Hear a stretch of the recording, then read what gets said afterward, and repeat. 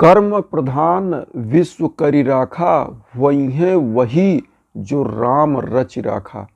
ओम साई राम मित्रों, आज मैं आप लोगों से साईं बाबा का जो चमत्कारिक अपना अनुभव शेयर करना चाहता हूँ कि कैसे साईं बाबा आपकी रक्षा और सुरक्षा करते हैं, कैसे आपको साईं बाबा आपके जीवन में एक ऐसा चमत्कारिक परिवर्तन ला देते हैं कि आप जीरो थे और आप हीरो बन जाते हैं।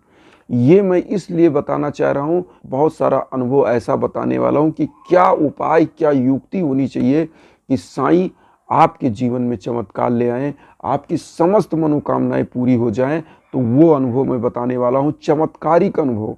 आप समझ लीजिए कि एकदम 100% ट्रूथ चीज़ें मैं बता रहा हूँ, जो मेरे साथ अनुभव है, जो मैं किसी के लिए नहीं, अपने जीवन का अनुभव बता रहा हूँ।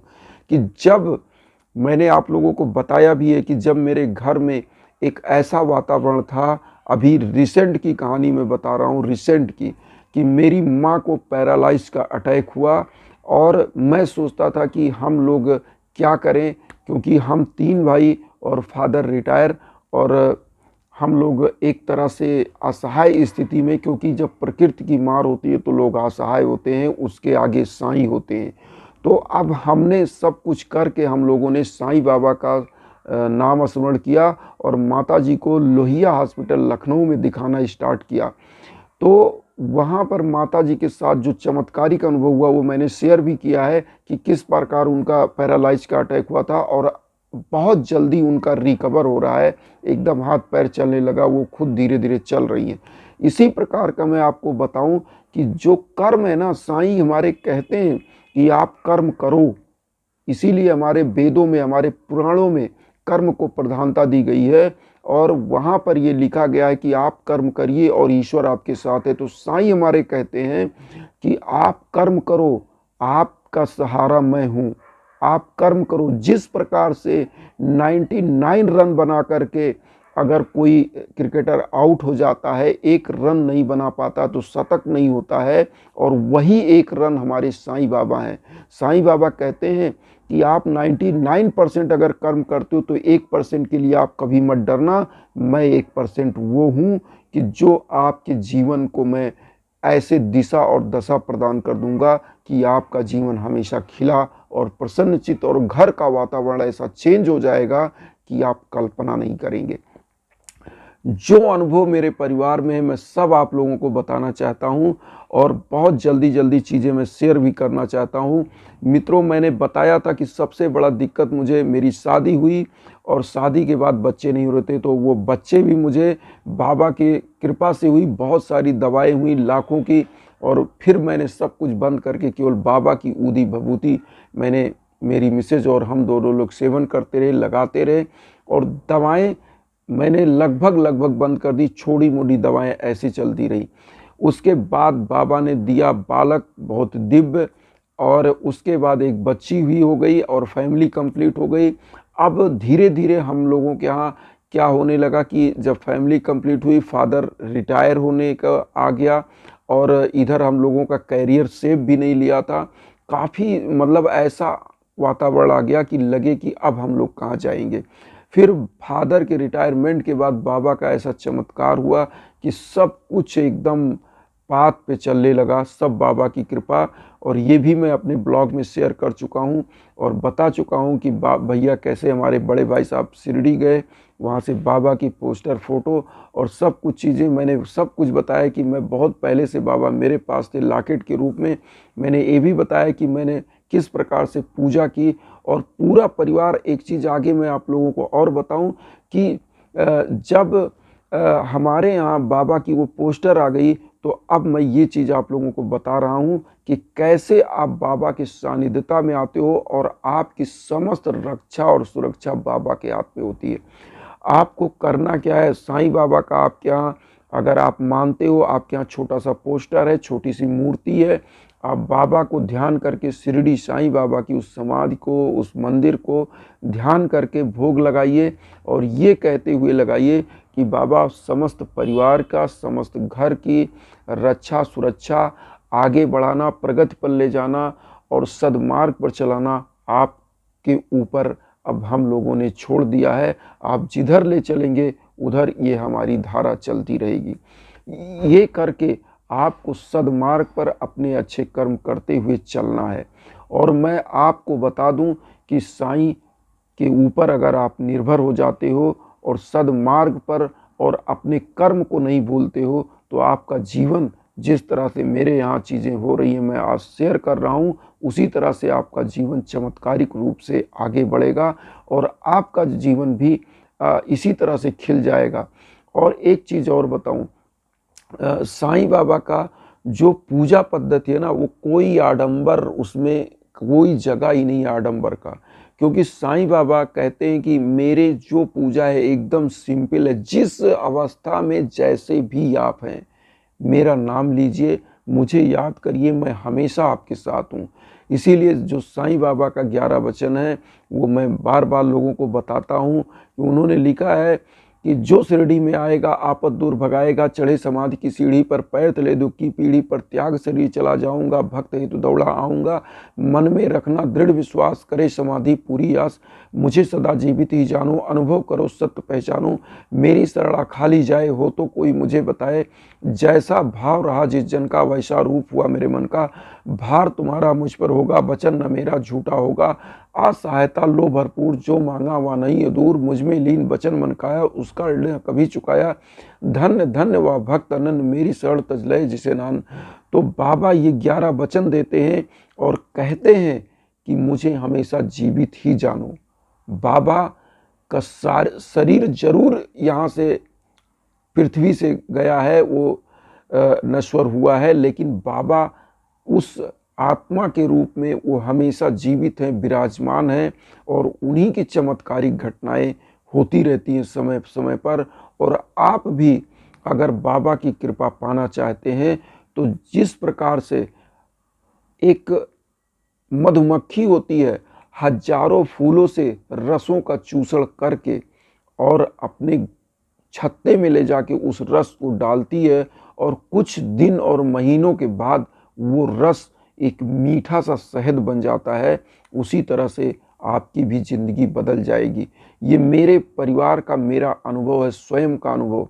ये मैं कहना चाहता हूँ और ये भी कहना चाहता हूँ कि बाबा वास्तव में इस कलयुग में एक चमत्कार, जो बाबा के साथ लोग जुड़े हैं वो अनुभव करते होंगे, वो फील करते होंगे, क्योंकि बाबा उस मैग्नेट की तरह हैं जो आपकी समस्त निगेटिव ऊर्जा को खींच करके और आपके अंदर पॉजिटिविटी भर देते हैं, आपके घर के वातावरण को शुद्ध कर देते हैं और आपके सराउंडिंग में, आपके चारों तरफ की जो निगेटिव ऊर्जा होती है, जो आपके शत्रु हैं, जो आपके घर पे शत्रु बाधा है, किसी प्रकार का दोष है, उसको बाबा विमुक्त कर देते हैं। और आपके घर पे जिस तरह आप कल्पना करिए कि एक मंदिर पर एक झंडा लहरता हुआ दिखता है, उस तरह आपका भवन, आपका घर, आपका आलय दिखने लगता है और सारा परिवार, वातावरण हर्षोल्लासित हो जाता है।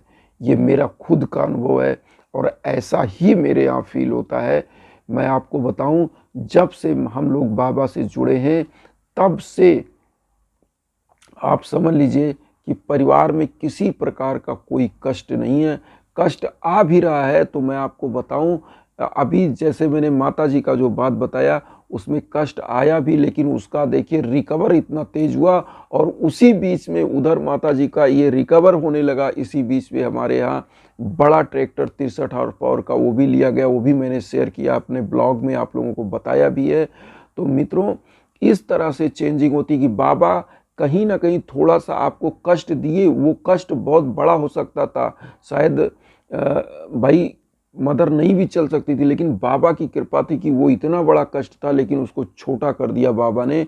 और इधर खुशी का संचार भी, बड़ा ट्रैक्टर और घर में संसाधन कृषि के भी सब जुट गए, जो मतलब 1-2 लाख का नहीं, कम से कम 15 लाख 10 लाख का सेट पूरा आ जा रहा है। तो आप समझ सकते हैं कि कितना बड़ा चेंजिंग होता है।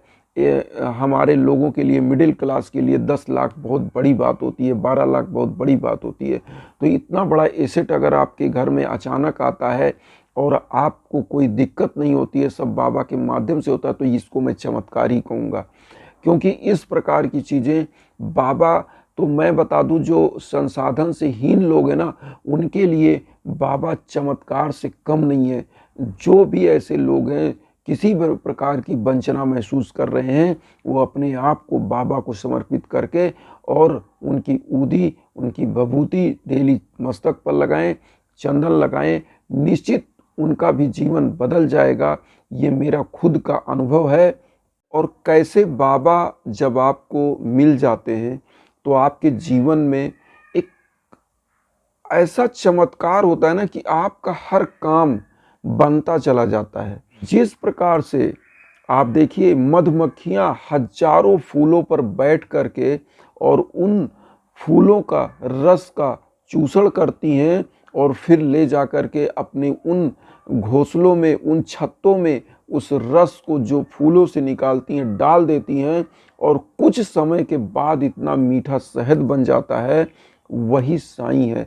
मेरे कहने का मतलब, हजारों प्रकार के कर्म और युक्तियां करने के बाद जब आप सफल होते हो तो हमारे साईं का उसमें हाथ होता है, आपके साईं का हाथ होता है। कैसे? हमारे साईं कहते हैं कि आप मुझे याद रखो और कर्म करते रहो। आप मुझे याद रखो और कर्म करते रहो, मैं हमेशा आपके साथ हूँ, हर पग पर आपके साथ हूँ। मित्रों, आपको मैं बताऊं कि जिस प्रकार से आप अगर 100 किलोमीटर दूर कहीं पर हैं और घर पर आप कॉल करते हो कि मेरे लिए भोजन बना के रखिए, और आपका भोजन वहाँ पर बना हुआ है, लेकिन आप 50 किलोमीटर दूर आकर के रुक जाते हो, तो क्या भोजन आपके मुंह में जाएगा? कतई नहीं, क्योंकि वो भोजन कब तक रोका जाएगा? कुछ दिन के बाद वो भोजन तो सड़ ही जाएगा, वो किसी जानवर को देना पड़ेगा। इसी प्रकार जब आप कर्म नहीं करोगे तो आपका जो भगवान ने, प्रभु ने, साईं ने डिसाइड किया जहाँ तक आपको पहुँचना है, वहाँ आप अगर नहीं कर्म करोगे तो नहीं पहुँच पाओगे, लेकिन आपके लिए उन्होंने बना के रखा है।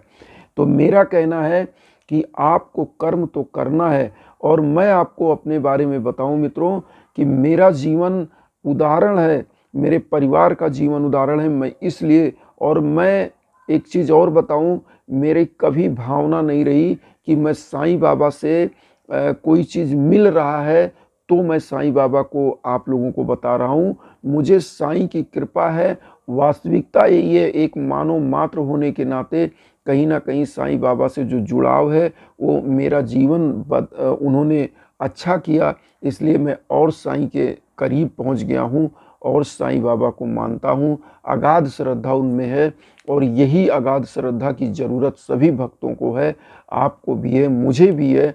जो बाबा के साथ मेरा लगाव है वो क्या है, मैं ये बताना चाहता हूँ कि बाबा हमेशा पॉजिटिव थिंकिंग के लिए आपको प्रेरित करते हैं। बाबा उस तरह से हैं जिस तरह से एक छोटा सा बालक असहाय होकर के एक पिता की अंगुली पकड़कर, एक किसी व्यक्ति की अंगुली पकड़कर चलता है।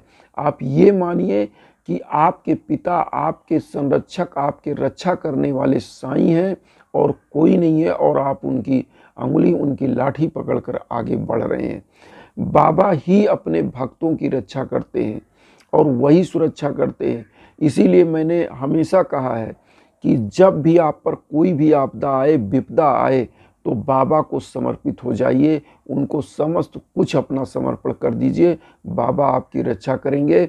हम ये भी कहते हैं कि खतरा जो ईश्वर ने आपके लिए रखा है वो घटेगा, लेकिन उसका जो परिणाम होगा वो बहुत थोड़ा होगा, क्योंकि जिसके साथ साईं होते हैं, जहाँ भयानक होना है वहाँ रंच मात्र होकर रह जाता है। मैं ये नहीं कहता कि वो चीज़ नहीं होगा, क्योंकि अगर नियत ने वो डिसाइड किया है कि आपके साथ ये घटना होगी तो होना है, लेकिन बाबा उसका जो परिणाम होता है उसको शून्य कर देते हैं, उसके रंच मात्र कर देते हैं। जैसे आपको तलवार का घाव लगने वाला था लेकिन सुई गड़ के रह जाता है। साईं बाबा ये कहते हैं कि जिस घर में मेरी और गरीबों की, मेरी मीन्स साईं बाबा गरीबों का जो मतलब जो जीवों पर दया करता है, जो गरीबों पर दया करता है, जो मानवता पर दया करता है, वहाँ पर साईं का निवास होता है। वहाँ साईं हमेशा निवासित रहते हैं, हमेशा उनका कृपा दृष्टि दोनों हाथों से बरसता रहता है। एक चीज़ मैं ज़रूर कहूँगा कि जिस प्रकार से कोई किरदार होता है फिल्मों में, अगर वो फटा पहन ले तो वो गरीब और भिखारी लगता है, अगर वो मूछ दाढ़ी बढ़ा ले तो वो विलेन लगता है, अगर बड़े बड़े भव्य ड्रेस पहन ले तो वो राजा लगता है। तो कहीं ना कहीं जो आप चंदन लगाते हो, जिस प्रकार से स्त्रियां अपने मांग में अपने पति के लिए सिंदूर लगाती हैं, तो वो कोई आडंबर नहीं है, हमारी पुरानी परंपराएं हैं। कहीं ना कहीं वो चीज़ ये परिलक्षित करता है कि आप किसी ऐसे प्रभु को, किसी ऐसे स्वामी को मानते हो जो आपका संरक्षक है। ये उसी का प्रतीक है, ये आडंबर नहीं है, ये चंदन आडंबर नहीं है, ये उस चीज़ का प्रतीक है कि मेरी रक्षा करने वाला कोई है, मेरी सुरक्षा करने वाला कोई है। तो ये उस चीज़ का प्रतीक है। आप पीला वस्त्र धारण करते हो साईं के नाम पर, तो ये भी क्या है, ये जब आप धारण करते हो तो एक सुकून देता है। आप समझिए, जो सतरंगी रंग हमारे प्रकृति ने, जब इंद्रधनुष उगता है, जब बरसात होके बादल छट जाता है, तो आपने आसमान में देखा होगा उनके सातों रंग के अलग अलग साइड होते हैं। कुछ ऐसे होते हैं जो आपके दिमाग को उद्विग्न कर देते हैं, कुछ ऐसे होते हैं जिसको देख के आपका आँख, आपका मन, मस्तिष्क प्रसन्नचित हो जाता है, शांत हो जाता है। कुछ चीज़ें, कुछ प्रतीक हमारे होते हैं जो हमको धर्म की तरफ ले जाते हैं। जिस प्रकार से हम ये मानते हैं कि मंदिर होता है, ठीक है, हमारे हृदय में वो ईश्वर जरूर है और ये मंदिर से बड़ा कोई मंदिर भी नहीं है, लेकिन हम जब मंदिर में जाते हैं तो जहाँ पर हजारों लाखों लोग जाते हैं, शायद वो प्रभु जो हमारे साईं कहते हैं सबका मालिक एक, तो समस्त जो जाने वाले लोग हैं ये आत्मा है, उस प्रभु का अंश है। इसीलिए हमारे साईं कहते हैं कि सबका मालिक एक है। तो सबका मालिक एक है। जब उतनी आत्माएं उस मंदिर में जा रही हैं तो मूर्ति में तो अपने आप प्राण प्रतिष्ठा हो जाती है, क्योंकि इतने लोग की चरण धूलि वहाँ पहुँचती है। साईं कहते हैं कि मैं अपने भक्त के लिए दिन रात जग रहा हूँ, बैठा हूँ, आपको डरने की ज़रूरत नहीं है। और इसी रास्ते पर चलता हुआ मेरा परिवार भी बढ़ रहा है, और मैं आप लोगों से यही कहूँगा कि आप लोग भी इसी रास्ते पर बढ़ते जाइए, गरीबों दीन दुखियों की सेवा करिए। आपकी रक्षा करने वाले हमारे साईं हैं। तो इसी के साथ मैं आप लोगों को ओम साई राम। प्रभु आप सभी लोगों का कल्याण करे, आप लोगों के साथ मेरा भी कल्याण। इसी के साथ ओम साई राम।